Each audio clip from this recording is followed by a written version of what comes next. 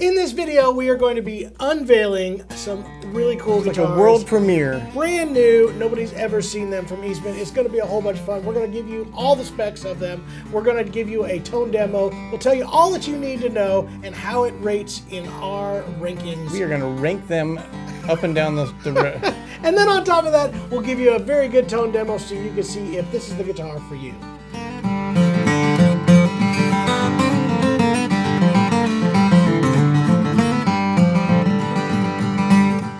So here we are once again, JR, getting to show off brand new guitars. These are the Eastman E1SS series. So this is the OOSS and the E1SS, both of them in a sunburst. That's the reason it's the E1SS-SB and the E1SS-SB. There's too many letters right there. There's a lot of If you guys want to skip all the letters and jump straight to that video, we do have a copy of that song that we just played, a full version of that video. So if you want to hear just the instruments, that's in the description below. And as always, please like, subscribe, share. It just takes a moment of your time, and it really helps the channel grow, which has been doing exceptional these last couple of years. Thank you guys so much for that. And if you haven't already subscribed, please do so. But yes, like you said, John, all those little letters in there designated that this is a new model. It is from Eastman. They're SS, so that's slope shoulder. And now we have, what's new about this particular release, I guess? So it's been pretty cool. The E1 series has been extremely successful for Eastman. It is their all solid wood guitar. So it's solid sapele back and sides, solid spruce top. You had a GAC, which is AC 100, so Grand Auditorium, I think. And then you had the E1D and the E1OM. So Dreadnought and OM. Available in two colors, but that was it for models. The other real popular guitars for them have been the slope shoulder dread and the LOO body shape. Both of them very, very popular guitars in their upper end, the E20, E10 series, and then even into the varnish variations. Very, very popular guitar, but not everybody could afford to get into their full upper line of those. So they decided this year to release an E1 series. All right, so let's get to the specs on these guitars. These guitars are all solid woods. They have solid sapele back and sides, solid spruce top on the front. Neck is made of mahogany. It does. Both have tortoise binding, which I think looks really, especially with that sunburst, cool. Yeah.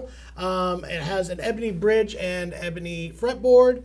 Also gives you the dual acting truss rod, bone nut and saddle. Have the open gear tuners, the Pingwell tuners on these particular ones. These are hand scalloped X braces and hand voiced, which is great. A satin finish. So it's open pour. Yeah, which is, to be expected in a guitar this price range. Does have the standard C-shaped neck that we have kind of grown to love on these. It is at 1 11/16". Does come with a gig bag. Now the E1 series comes with a nicer gig bag than the PCH series does. So these are the black, really thick padded ones. Actually, really great one with that. It is a short scale guitar at 24.75 inches, and they do not come with a pickup standard. That said, you now have... I think you mentioned the slot through saddle too, on right? the OO, you're going to have the slot through saddle, again, making it be more spec like the original guitars. When they did this, now there's good and bad to that because the slot through saddle is great and has a really good look, and some people will talk about its tonal characteristics. It does limit your pickup options. Both pickup and setup. So if you want to lower the action on this, you can't take it off the bottom because the length of the saddle is contoured to the actual bridge, and they sand them together to get a perfect fit, which this is flawless. Like it feels awesome.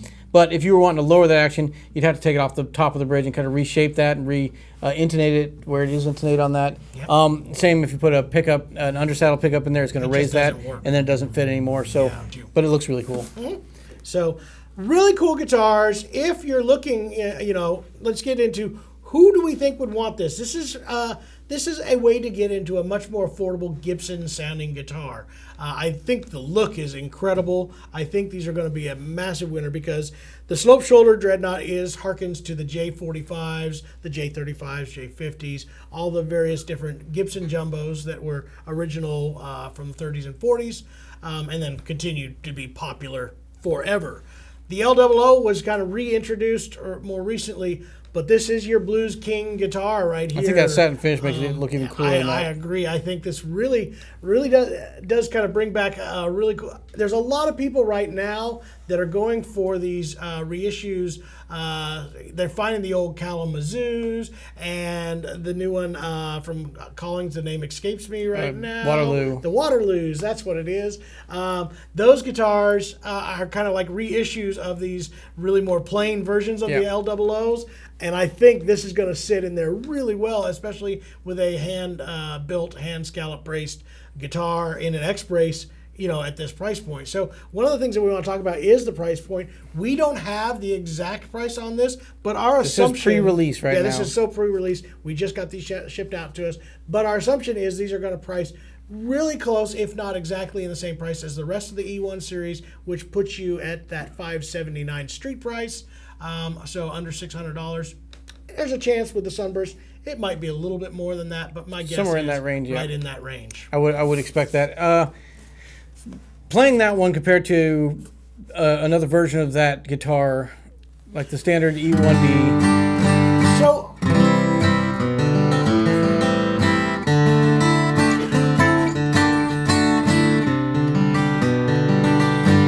my thing on this guitar is I find this to be an interesting tonal palette, even if I wasn't worried about price point.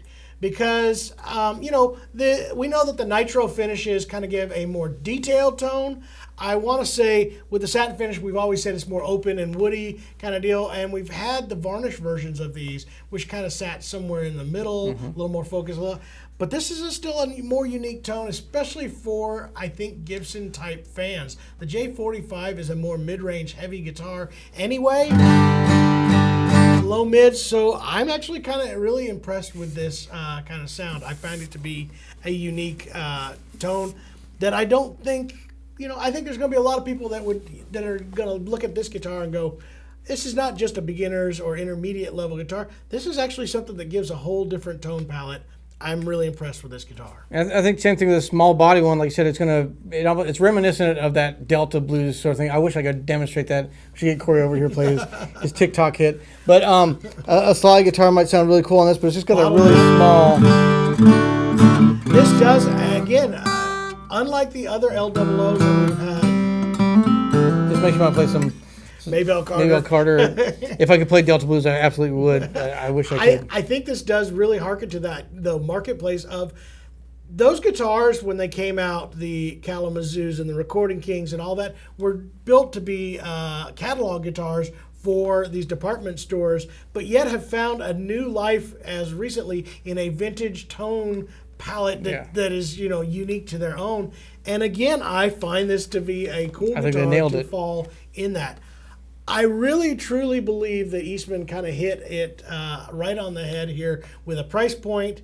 I think these are going to sell very strong because they do fit a spot in the market that is not being hit. And a spot in your guitar collection. We've talked about this before. If you have a full-size Dreadnought and you've already got kind of your bluegrass tone, or if you're like a big jumbo guitar guy and have that handled, something like this is such a different tonal quality than those other instruments, and it's a price range where you can add that to that collection and not break the bank, and now you've got these different sounds you can have, and it inspires you to play different. When you have a different guitar like this, you approach it a little bit different than you would your full Dreadnought guitar or even a cutaway, an OM. So I think it fills a niche in your own collection as well and doesn't break the bank there. All right, Jeremy, so let's give a rating here for this. Do we want to start with the one you're holding right now? Let's start with that 00. Sure.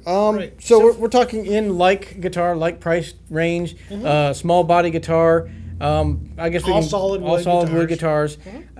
It's so hard to beat Eastman in this price range. Like it is, if we're gonna go for tone, for a long time. I just love the sound of one of these small body guitars. Like you said, I bought one years ago that had that Adirondack top. I've really grown accustomed to that small body tone. It's got a different mid-rangey accentuation to it. I think if you're a fingerstyle player, it would really appeal to you.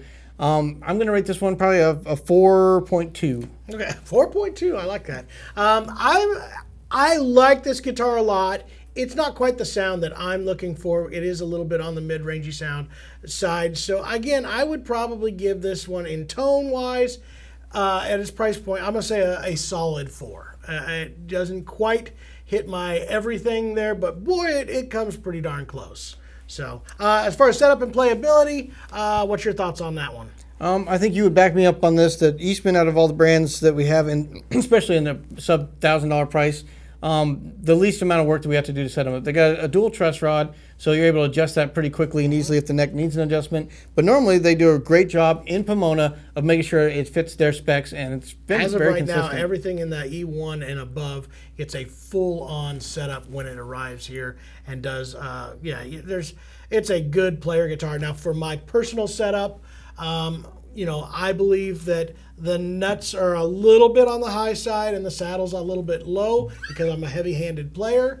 But this is more set up like the Taylor guitars, where they do a higher nut in order to have a more even all the way across the spectrum type of setup. So for my playing, it's a little bit unique, but it's what I expect out of it. As far as an overall setup and playing, I'm going to give it a 4.5 star. I think it's pretty good. I would fall probably in that same range. Like I said, they've got to hit the majority of their market, so they kind of set it right there, dead in the middle, which they think most players would like it. Sometimes we adjust them to people's custom preferences, but out of the box, I give this a 4.5. There you go.